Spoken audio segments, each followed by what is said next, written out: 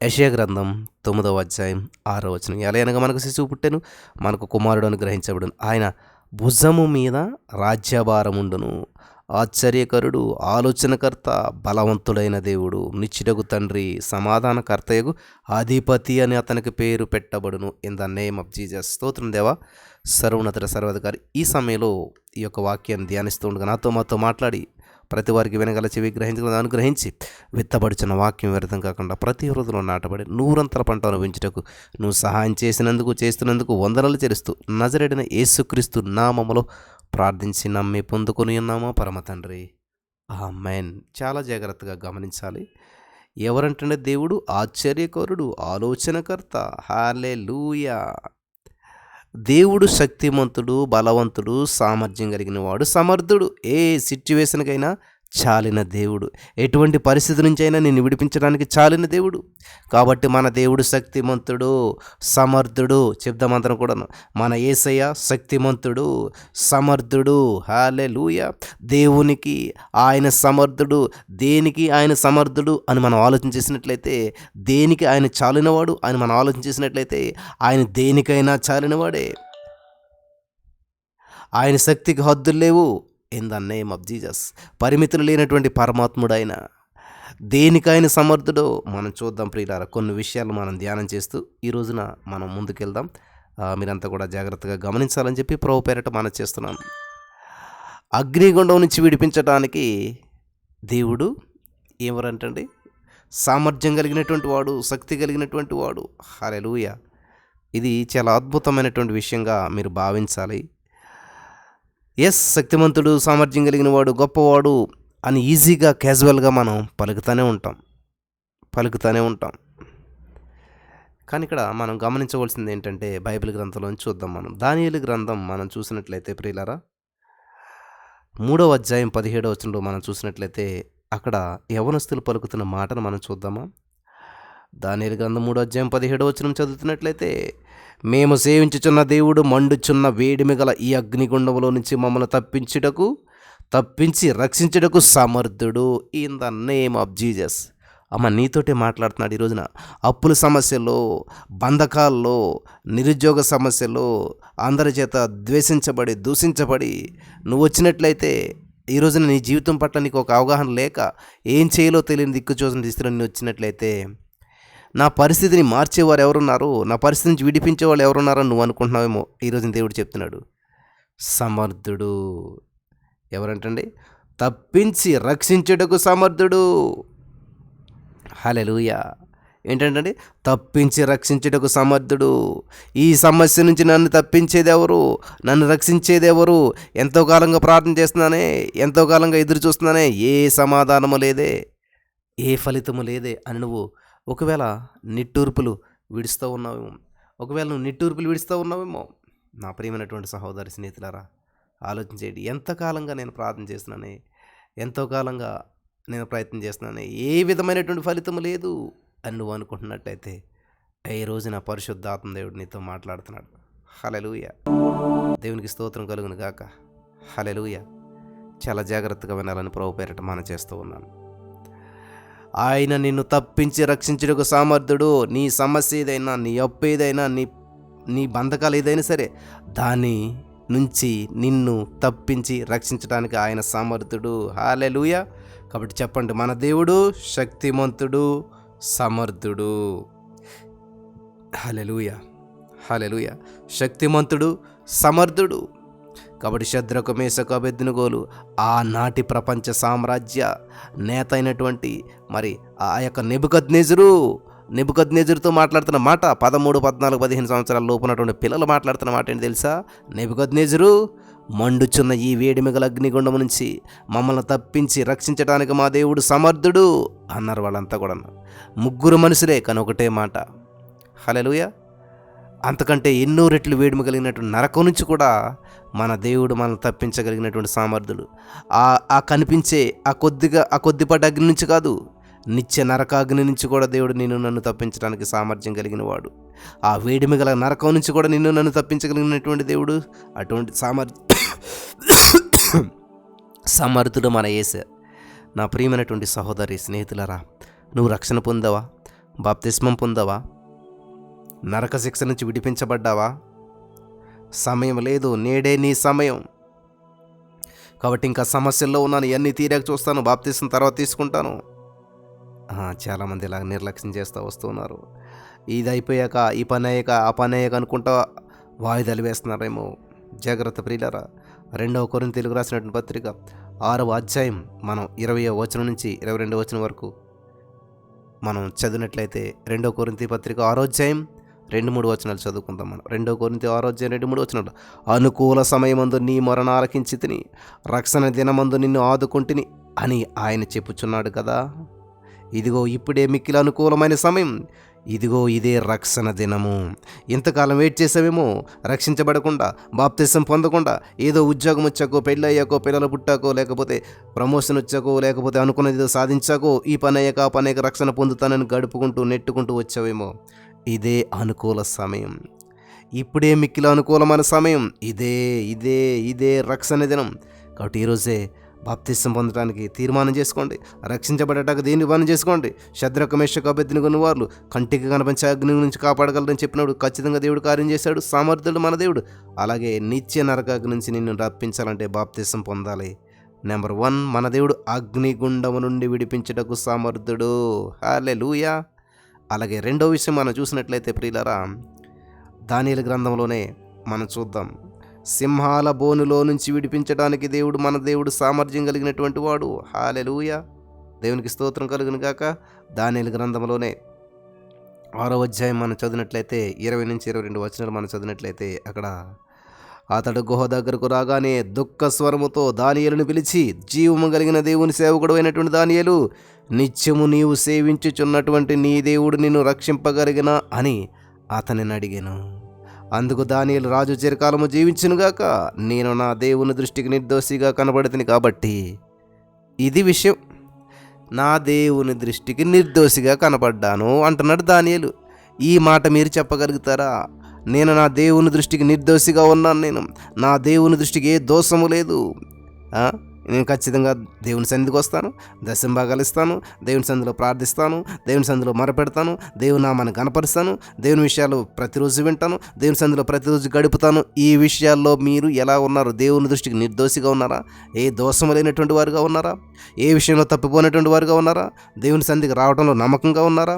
దేవునికి ఇవ్వడంలో నమ్మకంగా ఉన్నారా? దేవుని మహింపరచడంలో నమ్మకంగా ఉన్నారా? దేవుని యొక్క విషయాల పట్ల ఎర్లీ మార్నింగ్ లేచి దేవుని సన్నిధిలో గడపడంలో నమ్మకంగా ఉన్నారా? ఇవన్నిటిలో మీరు నిర్దోషంగా ఉన్నారా?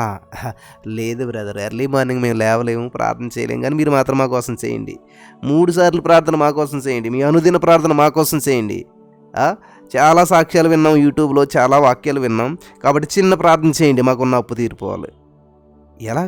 ఎలా జరుగుతుంది ఇదంతా కూడా? చిన్న ప్రార్థనతో మీ అప్పు అంతా తీరిపోతే, మీకున్న సమస్య ఎంత చిన్న ప్రార్థనతో తీరిపోతే ఎందుకు ఇదంతా కూడాను? ఒకరోజు మీ పిల్లవాడు స్కూల్కి వెళ్ళి గొప్పవాడు అయిపోతే ఎందుకు ఈ ప్రాసెస్ అంతాను? రోజుకి అంతమంది మాస్టర్లు, అన్ని పాఠాలు, అన్ని హోంవర్క్లు, అన్ని పుస్తకాలు, ఇదంతా ప్రాసెస్ అంతా ఎందుకు అసలేని? వాడు జ్ఞానవంతుడు అవ్వాలంటే, బలవంతుడు అవ్వాలంటే ఒక్క రోజులో ఒక్క నైట్లో అయిపోయేది కాదు ఇది ప్రాసెస్ అంతా కూడాను. పిల్లలు గమనించాలి. శద్రకు మేషకు అబేద్నెగో అగ్నిగుండంలో ఉంటే దేవుడు అక్కడికి వచ్చాడంటే ఆ క్షణం చూపించిన భక్తిని బట్ట, ఆ క్షణం చూపించిన విశ్వాసాన్ని బట్ట, అంతకుముందు వారి యొక్క జీవిత విధానం, అంతకుముందు నుంచి వారు జీవిస్తున్న జీవిత విధానం. హల్లెలూయా. వింటున్నారా? నిర్దోషులుగా జీవించారు వాళ్ళు, ఏ విషయంలో రాజీ పడలేదు. కానీ ఈ రోజున మన జీవితాలు, సమస్య వచ్చిన రోజున దేవుని సన్నిధికి వస్తాం, సమస్య వచ్చినప్పుడు మాత్రం దేవుని సన్నిధికి వస్తాం, ఇబ్బంది వచ్చినప్పుడు మాత్రం దేవుని సన్నిధికి వస్తాం. అన్ని దారులు మూసుకుపోయాక, అందరినీ అడిగి, అందరూ చేతులు ఎత్తేసాక, అన్నీ అయిపోయిన తర్వాత దేవుని సన్నిధికి వచ్చి మనం చేతులు ఎత్తుతాం. రిక్తహస్తాలతో వస్తున్నాను దేవా అంటాం, అంటే ఏమీ లేదు, ఇంకా ఏది లేదు కాబట్టి దేవుని సన్నిధికి వచ్చాం మనమంతా కూడాను. ఏ సహాయం లేదు, ఏ మార్గము లేదు, ఎవరి వల్ల కావడం లేదు కాబట్టి ఇక్కడ ఏదో అవుతుందన్న ఉద్దేశంతో దేవుని సన్నిధికి వచ్చాం. మన దేవుడు ఎంత గొప్పడు అంటే, నువ్వు ఏ ఉద్దేశంతో వచ్చినా, ఎటువంటి పరిస్థితులు వచ్చినా సరే దేవుడు ఆదరించే దేవుడు, కృప చూపే దేవుడు, ప్రేమించే దేవుడు. సో ఆయనలో నీ యొక్క స్టాండర్డ్ ఏంటి, స్థిరత్వం ఏంటి తెలుసుకోవటానికి దేవుడు కొంతకాలం వెయిట్ చేస్తాడు, కొంతకాలం పరీక్షిస్తూ ఉంటుంటాడు. ఈ లోపల మన సహనాన్ని కోల్పోయి, ఎందుకని దేవుడు చేయట్లేదు నాకు? అనేక మందికి చేస్తున్నాడే, నాకు ఎందుకు చేయట్లేదు? నన్ను ఎందుకు విడిపించట్లేదు? కాబట్టి ఇక్కడ సింహాల బోన్లోంచి విడిపించడం అంటే కారణం, నేను నా దేవుని దృష్టికి నిర్దోషిగా కనబడితిని కనుక ఆయన తన దూతలను పంపించి సింహములు నాకు హాని ఏమియు నాకు మరి ఏ హానియు చేయకుండా వాటి నోళ్ళు మూయించాడు. రాజా, నీ దృష్టికి నేను నేరము చేసిన వాడను కాను కదా. దేవుడు ఎందుకని నీకు వ్యతిరేకంగా రూపించబడిన వారి నోళ్ళు మూయించాలి? ఆ అప్పుల వాళ్ళంటే ఆశ్చర్యపెట్టేస్తున్నారండి. వాళ్ళ అనే మాటలు నేను పడలేకపోతున్నానండి. సింహాల్లా కనిపిస్తున్నారు నిజంగా వాళ్ళు. ప్రియులు గమనించాలి, వాళ్ళ నోళ్ళు ముయించగలగాలంటే దేవుడు ఎలా చేస్తాడు? నీవు డబ్బులు ఇవ్వకుండా చేసేయమని దేవుడు చెప్పడు. వాళ్ళ నోరు ముయించే మార్గం ఇక్కడ దేవుడు ఏం చేస్తాడు? నీకు సామర్థ్యం ఇస్తాడు. మరి నీకు సామర్థ్యం ఇవ్వట్లేదంటే ఏంటి? నువ్వు విత్తనం నాటవా? ఇప్పుడు ఫైనాన్షియల్గా నువ్వు విడుదల పొందాలని చెప్పి ఎంతో ఆశతో ఇక్కడ ఎదురు చూస్తారో, ఏది విత్తితే అది కోస్తాం. నువ్వు ఫైనాన్షియల్ విషయాల్లో నువ్వు బయటపడాలంటే ప్రార్థన చేస్తే బయటపడవు. ఇది సత్యం.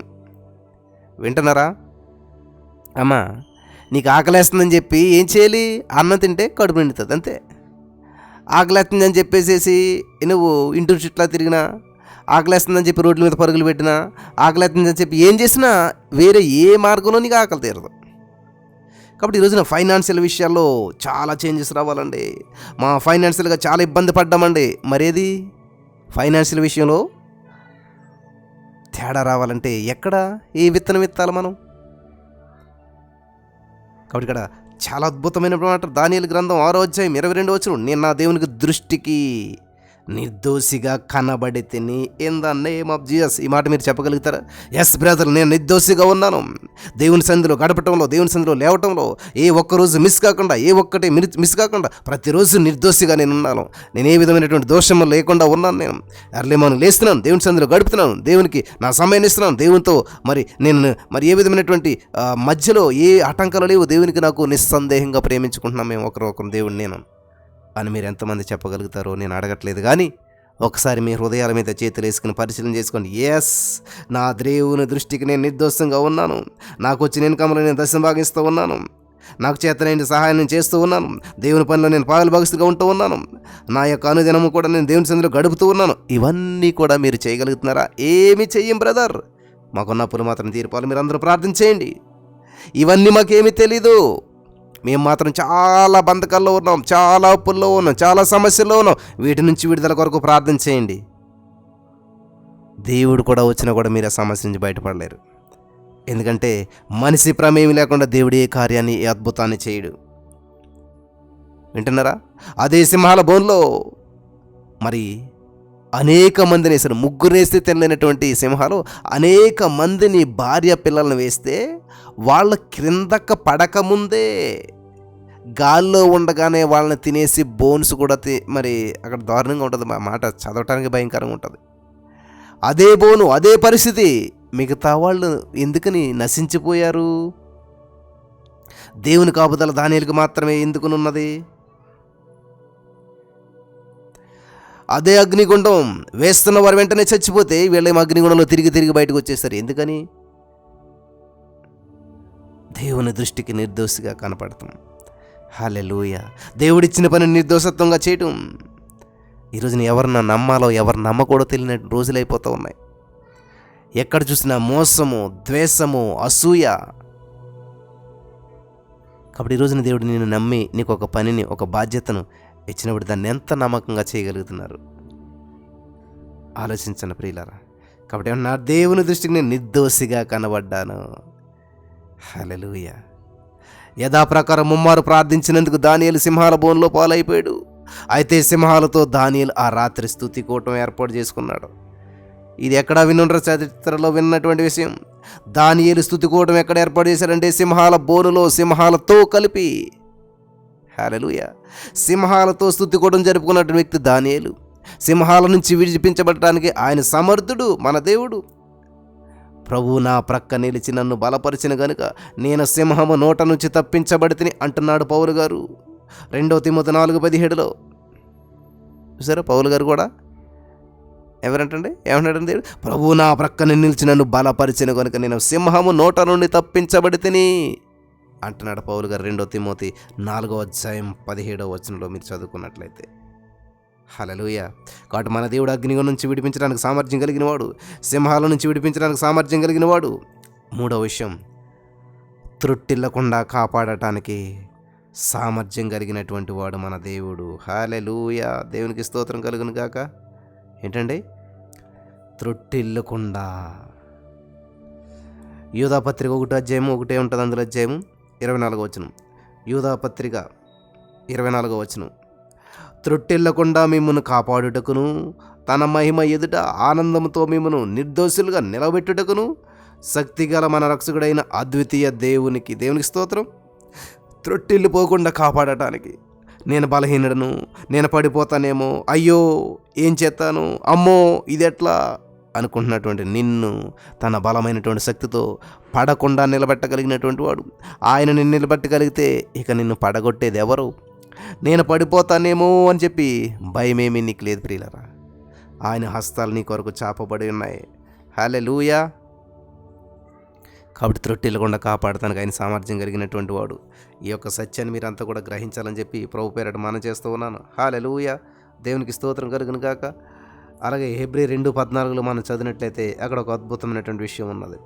కాబట్టి ఆ పిల్లలు రక్త మాంసములు గలవారైనందున ఆ ప్రకారమే మరణము యొక్క బలము గల వానిని, అనగా అపవాదిని మరణము ద్వారా నశింపచేయుటకు. హల్లెలూయా.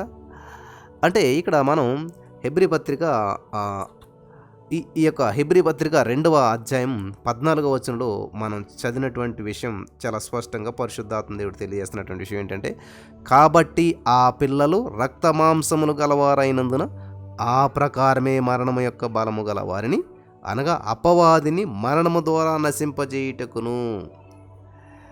అంటే శోధించబడేటువంటి వారికి సహాయం చేయడానికి శోధనలు నిన్ను తరుముచూ ఉన్నాయా? ఈ శోధనలో ఓటమి తప్పదనుకుంటున్నావా? ఈ యొక్క అప్పు నుంచి నేను ఇంకా విజయం సాధించలేను, ఓటమే నా గతి, చావే చరణం అనుకుంటున్నావా? శోధనలో కూడా తప్పించుకునేటువంటి ఆ శోధనలో నుంచి కూడా తప్పించుకునేటట్టు చేసి నీకు సహాయం చేయగలిగినటువంటి శక్తిమంతుడు. ఒకవేళ శోధన వచ్చినా కానీ ఆ శోధనే తరువాతి కాలంలో మేలుగా మారుతుంది. నీతో యేసయ్య ఉండి నీకు విడుదలను తీసుకొని వచ్చేటువంటి వాడు. 97 కీర్తన 15వ వచనంలో, శ్రమలో నేను అతనికి తోడై ఉంటాను, అతను విడిపిస్తాను, అతను గొప్ప చేస్తాను. హల్లెలూయా. హల్లెలూయా. వింటున్నారా? శ్రమలో నేను అతనికి తోడై ఉంటాను, అతను విడిపిస్తాను, అతను గొప్ప చేస్తాను అన్నటువంటి ఈ యొక్క దేవుని వాక్యాన్ని మనం చాలా స్పష్టంగా విందాం. నీకు శోధన వచ్చినా, బాధ వచ్చినా దేవుడు నీతోటే ఉంటాడు, నేను విడిపిస్తాడు, నేను గొప్ప చేస్తాడు. ఎప్పుడు ఎవని మనసు వాని మీద ఆనుకుంటుందో వాడిని పూర్ణ శాంతి కలవనుగా చేస్తానంటాడు దేవుడు.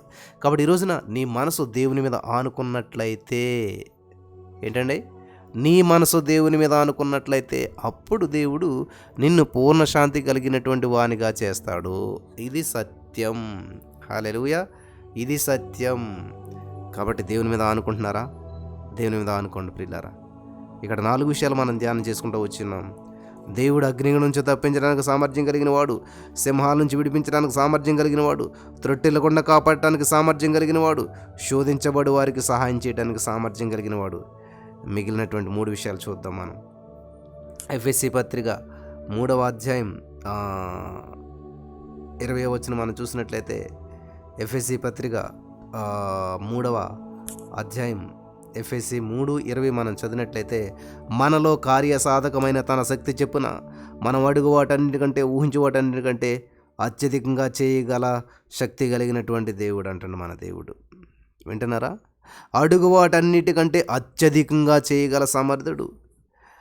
ఎవరినైనా అప్పు అడుగుతారు, మీరు ఒక 50,000 అడిగితే వాళ్ళు ఏం చేస్తారు? 20,000 ఇస్తారు. అడిగిన దానికంటే తక్కువ ఇస్తారు, లేకపోతే అడిగిన దానికంటే ఇస్తానని చెప్పి లేదని అంటారేమో. కానీ మన దేవుడు అంట అడుగు వాటన్నిటికంటే అత్యధికంగా చేయగలిగినటువంటి సమర్థుడు. అడిగిన వాటికన్నిటికంటే అత్యధికంగా చేయగలిగిన సమర్థుడు. హల్లెలూయా. దేవునికి స్తోత్రం కలుగును గాక. నీవు అడిగింది బహు అల్పమైంది కావచ్చేమో, అందుకే నీకు జవాబు ఆలస్యం అవుతుందేమో. నీ ఊహకు అందనటువంటి వాటిని అత్యధికంగా చేయగలిగినటువంటి శక్తిమంతుడు మన దేవుడు. బహుశా అన్న గొప్పవాడైనటువంటి సమూయేలును దేవుడు తన గర్భంలో ఉంచుతాడని చెప్పి ఊహించుండకపోవచ్చు. సమూయేలును దేవుడు ఇచ్చిన తర్వాత మరలా 5గురిని కనటానికి దేవుడు ఆమెకు శక్తినిచ్చాడు. వింటున్నారా? సమూయేలు పుట్టినంత వరకు ఆమె గొడ్రాలే, కానీ సమూయేలు పుట్టాక బహుమంది కలిగినటువంటిదిగా ఉన్నది. కాబట్టి నువ్వు అడుగు ఊహించేవాటి కంటే ఒక్క బిడ్డని ఇద్దావా చాలు, ఆ బిడ్డ కూడా నీకే ఇచ్చేస్తానంది హన్నా గారు. కానీ దేవుడు ఏం చేశాడు? 5గురిని ఇచ్చాడు. హల్లెలూయా, దేవునికి స్తోత్రం కలుగును గాక. నా ప్రియమైనటువంటి సహోదరి స్నేహితులారా, జాగ్రత్తగా వినండి. కాబట్టి అడుగు వాటన్నిటికంటే అత్యధికంగా చేసే దేవుడు మన దేవుడు. నెక్స్ట్ 6th, సంపూర్ణంగా రక్షించడానికి సామర్థ్యం కలిగినటువంటి వాడు. హెబ్రీ పత్రిక 7:25 చూసినట్లయితే, ఈయన తన ద్వారా దేవుని ఎద్దకు వచ్చి వారి విపక్షమున విజ్ఞాపన చేయుటకు నిరంతరము జీవించుచున్నాడు గనుక వారిని సంపూర్ణంగా రక్షించుటకు శక్తిమంతుడై అన్నాడు. సంపూర్ణంగా రక్షించాడంటే దేవుడు అసంపూర్ణంగా కాదు.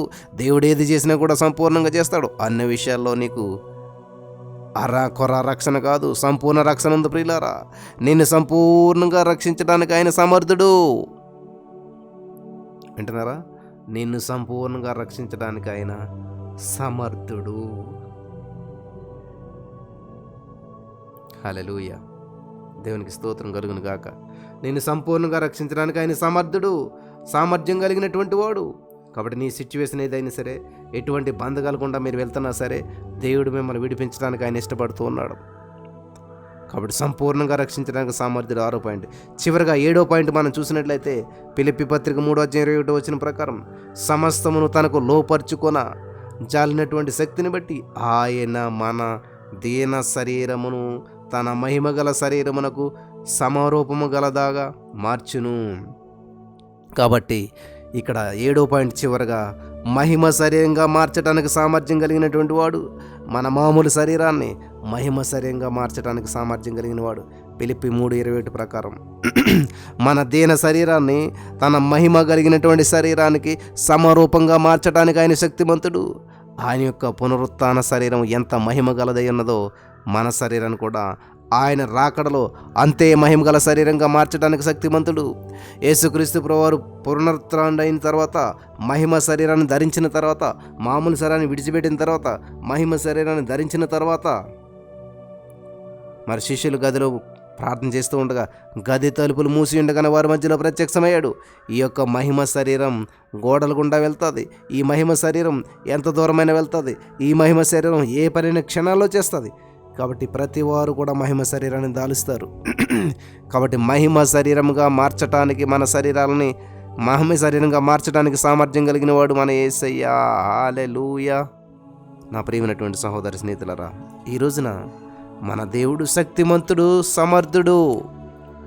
ఆనాడు అబ్రహాముకు ప్రత్యక్షమై, నేను సర్వశక్తి కలిగిన దేవుడును అంటూ పలికాడు దేవుడే.